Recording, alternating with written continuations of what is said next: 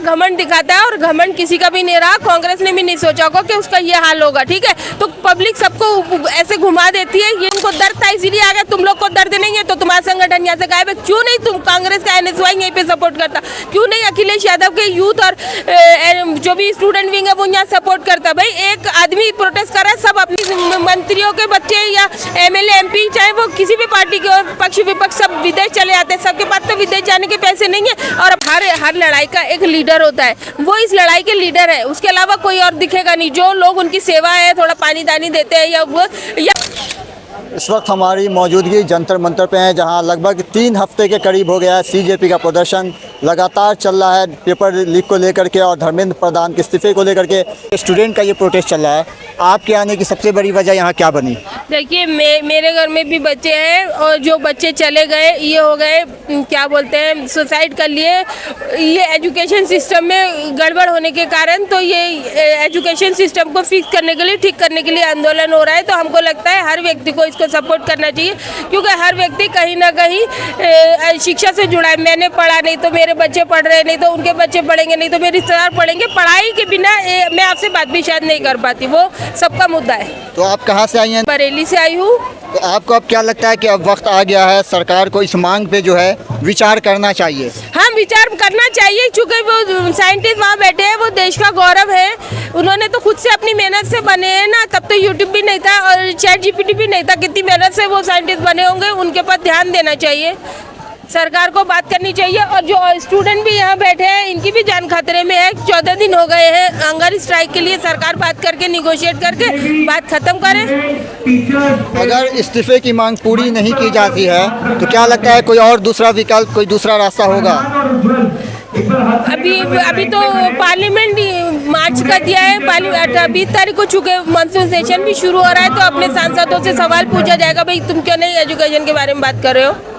अभी तक देखा जाए तो मतलब जो विपक्ष के भी नेता हैं उनको भी आना चाहिए, क्योंकि जब जिस तरीके से हमने सुना है कि अभिजीत दीपके ने कहा था कि अपनी राजनीतिक बातों को छोड़ के आप छात्रों का समर्थन करने आइए, लेकिन कोई भी विपक्ष नेता अभी तक यहाँ मौजूद नहीं हुआ। देखिए अगले साल यूपी के अंदर चुनाव है, जब CJP बनाई थी तो अखिलेश यादव ने सोशल मीडिया में लिखा था CJP वर्सेस BJP।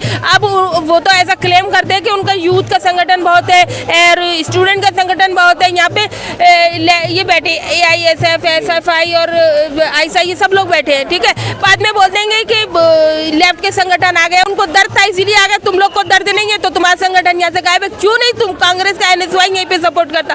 क्यों नहीं अखिलेश यादव के यूथ और जो भी स्टूडेंट विंग है वो यहाँ सपोर्ट करता? भाई एक आदमी प्रोटेस्ट कर रहा है, सब अपना अपना प्रोटेस्ट ज्वाइन करो ताकि मजबूत हो अपना है।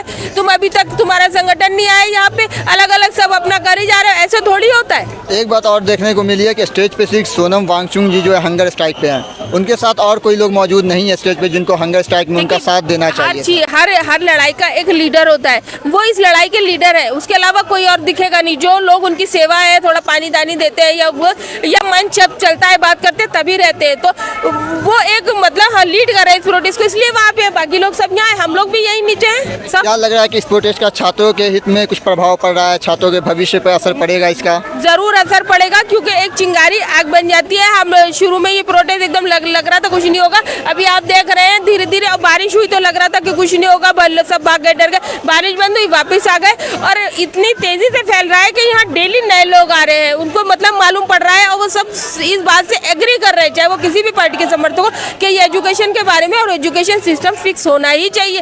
भाई मंत्रियों के बच्चे या MLA MP चाहे वो किसी भी पार्टी के पक्ष विपक्ष सब विदेश चले जाते हैं। सबके पास तो विदेश जाने के पैसे नहीं है और अपने कंट्री की क्यों नहीं हालत सुधारते? तुम सुधारना चाहिए। अभी तक मतलब छात्रों के लिए जो प्रोटेस्ट चल रहा है 3 हफ्ते से ज़्यादा का वक्त हो गया, लेकिन सरकार की तरफ से कोई नोटिफिकेशन नहीं आया और ना ही धर्मेंद्र प्रधान का अभी तक इस्तीफा जो है वो हुआ है। सरकार का घमंड दिखाता है और घमंड किसी का भी नहीं रहा। कांग्रेस ने भी नहीं सोचा होगा कि उसका ये हाल होगा, ठीक है। तो पब्लिक सबको ऐसे घुमा देती है, ये जो सोच रहे हैं हो सकता है हम रहे ना रहे, जो रहेगा वो देखेगा कि इनका भी बुरा हाल होगा।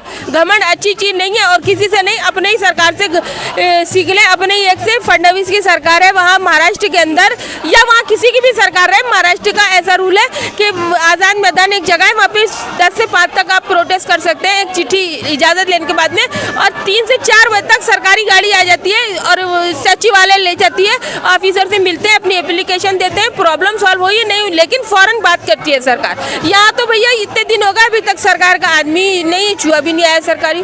तो क्या लगता है कि मतलब सरकार को इस आंदोलन का, इस प्रोटेस्ट का कोई फ़र्क नहीं पड़ रहा है? ऐसा वो सोच रहे हैं और ये उनका गलत फहमी है, और इससे अब आपको दिखेगा, फ़र्क पड़ेगा। चलिए, बहुत धन्यवाद आपका। हमारे साथ ये मौजूद थी जो बरेली से आई हैं स्टूडेंट, इनके भी घर में जेंजी हैं, इसलिए समर्थन में वो आज जंतर मंतर पहुंची और अपनी बात रखी है।